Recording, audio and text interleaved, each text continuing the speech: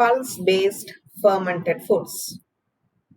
Pulses have been processed in the developing nations for centuries using traditional processing techniques of grinding, fermentation, steeping, germination, dehulling, etc., and prior to consumption for further use. Fermentation is a very popular method of, of converting value added food, adding value to the food, uh, adding value to the food by means of improvement in its flavor, texture, and also the nutrients. Thereby, fermented pulse products have also been consumed since ancient times in various countries, including India. Fermented sweets and snacks are popularly consumed throughout India. Soy sauce is a popular fermented pulse based food that has been widely used in different food preparations, not only in the other parts of the country but also in India.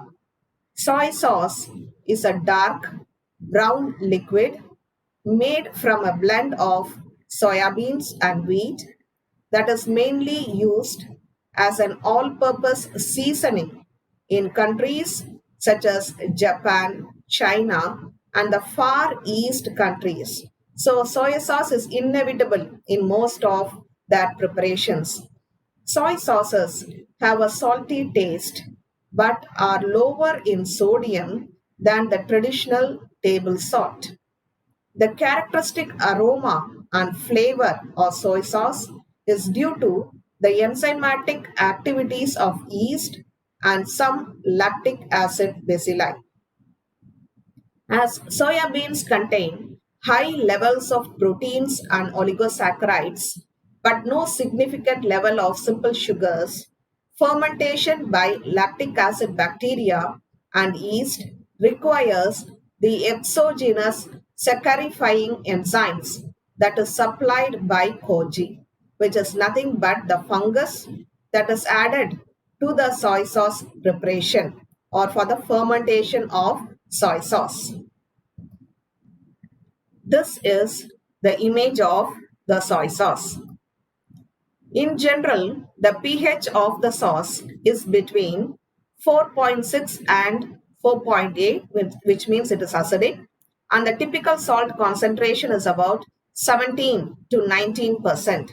Concentration of salt less than 16% can result in the development of putrefactive species, which means it gets spoiled quickly if the salt concentration is less during the fermentation process and the aging process.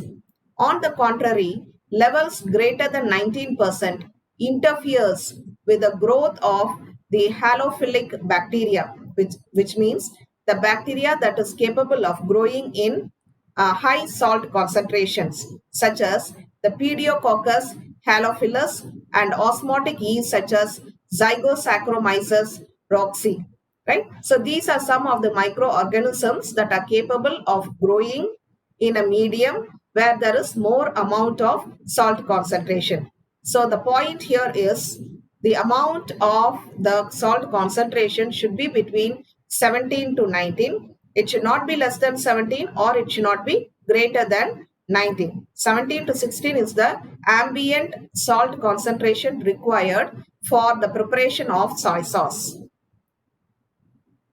Soy sauce can be prepared in various methods. The traditional brewed method. Brewing is a process wherein the fermentation is brought about by the addition of microorganisms. Brewing is the traditional method of making soy sauce and it consists of three steps. They are koji making, brine fermentation, and refinement. Koji making. Here in this process, carefully selected soybeans and wheat, they are crushed, that is they are ground and blended together, mixed together under controlled conditions. Water is added to the mixture. It is boiled until the grains are roughly cooked, thoroughly cooked and softened. So the first step in soy sauce preparation is koji making. Carefully selected soya beans and wheat are crushed, that is, they are ground together and blended under controlled condition, mixed together under controlled condition. To this, water is added and a mixture is formed, which is boiled until the grains are thoroughly cooked and softened. The mash, as it is known, is allowed to cool to about 80° Fahrenheit or 27° centigrade. After they are boiled together, they are brought down to room temperature and a proprietary seed mold of aspergillus is added. After the mixture is brought down to the room temperature, aspergillus is added. The mixture is allowed to mature for 3 days in large perforated means where there are holes, vats through which air is circulated. This resulting culture of soy, wheat, and the mold is known as koji. First, wheat and the soya beans, they are crushed, they are ground together, they are mixed together, water is added to this, and then it is cooked. After it is cooked, it is brought down to the room temperature, and then to ferment, aspergillus is added. It is allowed to mature in perforated vats where there should be air circulation, and this is called as this mixture of soy, wheat and the mold is called as the koji. The next step is the brine fermentation. The koji is transferred to fermentation tanks where it is mixed with water and salt to produce a mash called as the moromi. Brine is nothing but salt. So water and salt, they are mixed together and they are added to koji. This is added in a fermentation tank, and this mixture of koji and the brine solution is called as the moromi. Lactic acid bacteria and yeast are then added to promote further fermentation. Already aspergillus has been added. Now during brine fermentation, lactic acid bacteria and yeast are added to produce fermentation. The moromi must ferment for several months, right? So this is very important. It is not being fermented for a few hours or a few days. It is fermented for several months, during which time the soy and the wheat paste, they turn into a semi-liquid. Earlier it was in the form of a semi-solid because we had cooked them. We have cooked the soybean and the wheat. Now this mixture, it turns into a semi-liquid reddish brown mature mash. After several months, they turn into a semi-liquid reddish brown mature mash. This fermentation process creates around 200 different flavor compounds. During this process, during this month-long process of fermentation, various changes takes place in the fermentation process, and this brings about 200 different flavor compounds. We can roughly see the flow chart of the preparation of soy sauce. So soybean is taken, added with water, it is autoclaved for about 40 minutes, it is ground, and now aspergillus oryzae is added, which we call as koji. At this point, roasted wheat is added and salt water is added. So there are various methods of soy sauce preparation, and this is one method. You can either take soybean and wheat at the same time. Both can be mixed at the same time, or wheat can also be added at a later part when salt water is added. It is fermented for 30 days, filtered, sterilized at 80° centigrade for 10 minutes. It is cooled, and then we get the soy sauce. Here we see another type of method of preparation where we take the soybean, it is steamed, wheat, it is roasted and ground. They are mixed together. To this, aspergillus oryzae is added, which we call as koji. At this stage, sodium chloride is mixed with water and it is added to koji, which we call as the moromi. So this mash is allowed for lactic acid fermentation. alcohol fermentation, and aging. Aging is the process of fermentation for a period of 1 month. After this, it is pasteurized and it is bottled. This again shows the diagrammatic scheme of the soy sauce preparation. Soybeans are steamed, wheat is roasted and crushed. They are added together, and then into this is added the spores of the aspergillus, which we call as the koji, and then it is taken in the fermentation tank. Now salt is dissolved in water and it is added to the moromi. It is filtered, so it is allowed to age. At this, after moromi is formed, it is allowed to age for a period of about 30 days, and then it is filtered. It is heat treated, which means it is autoclaved, so that the unwanted organisms, microorganisms, are destroyed, and then it is bottled. So this is the process of soy sauce preparation. The next pulse-based product, fermented food that is consumed, is called as the kinema. It is usually consumed by the indigenous people of eastern Himalayan regions of the Darjeeling Hills and Sikkim as a good and cheap source of protein. It is a fermented ammonia flavored. So you know the smell of ammonia. It will be very strong. Ammonia flavored alkaline food prepared from soya beans.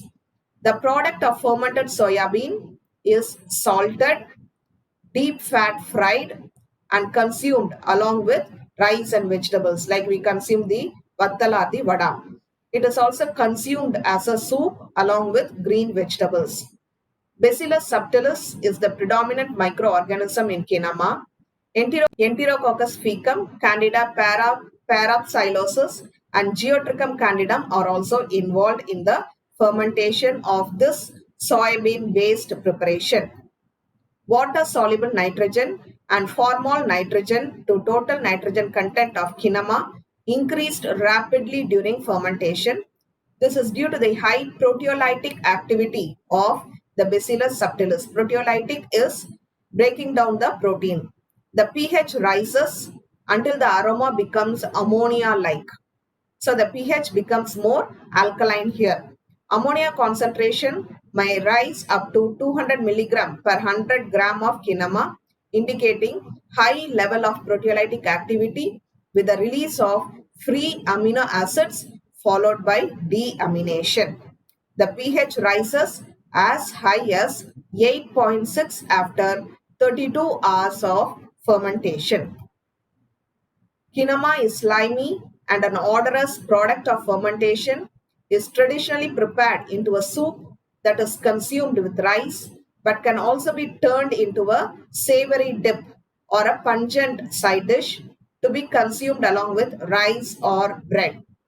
Kinema is traditionally prepared at home, but now it is sold in local markets and even in retail online as a dried product. Kinema is considered as a healthy food because fermentation breaks down the complex proteins into easily digestible amino acids. You can see the kinema preparation here. The next pulse-based fermented product, which all of us know and relish, is the puppet. Puppet, the place of origin is South India, and it is a pulse-based food, and it is an important condiment or savory food, and it is a wafer-like product which is very crispy in nature. The usual composition is it includes black gram, Bengal gram, lentil which here lens culinaris, which is Mysore paruppu, and red gram or green gram, and small quantity of groundnut oil and common salt. The image of puppet is here. The method of preparation: black gram flour or a blend of black gram with Bengal gram and lentil, red gram or green gram flour is kneaded with a small quantity of groundnut oil and common salt. Then it is pounded into a stiff paste. The dough is left to ferment for about 1 to 6 hours, or sometimes a backslop is used. Backslop is nothing but already fermented dough is called as a backslop. And along with this, you can also add spices. different types of spices like cumins or asafoetida can also be added to this. The fermented dough is shaped into small balls, which are rolled into thin circular flat sheets, and it is dried in the shade, and it is the moisture content is brought down to 12 to 17%. The microorganisms that are involved in the puppet preparation are the Candida krusei and Saccharomyces cerevisiae. The method of consumption, it is used to prepare curry, or it is eaten by itself as a cracky snack or appetizer with meals after roasting or deep frying in oil.